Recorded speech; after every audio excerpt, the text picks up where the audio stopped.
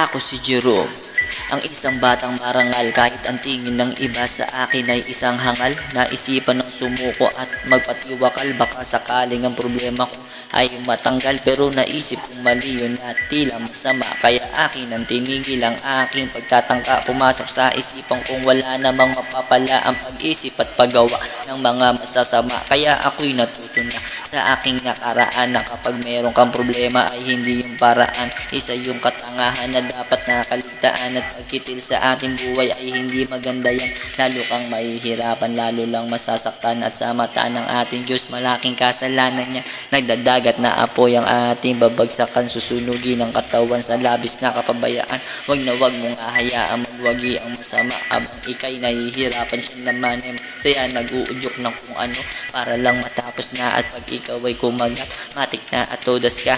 Isipin mong mabuti ang iyong mga plano. Wag na wag mong ahayaan na problema ay manalo. Ilang beses kang mabibigo at laging matatalo, hanggang makamit mo ang susi ng iyong pagbabago. Magtiwala sa sarili hanggang malagpasan, patunayan sa kanila kung bakit ka ba nandyan. Nabubuhay sa mundo sa kabila ng lahat, natatangit na iiba ka sa lahat ng nilalang. Tandaan na di lang ikaw ang nahihirapan, madaming mga tao din ang nararanasang husgahan, maliitin at tapak-tapakan. Pero laging tandaan na iiba ka nila lang.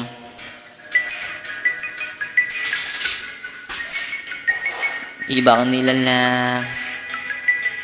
Madaming mga tao dyan pero naiiba ka nila lang.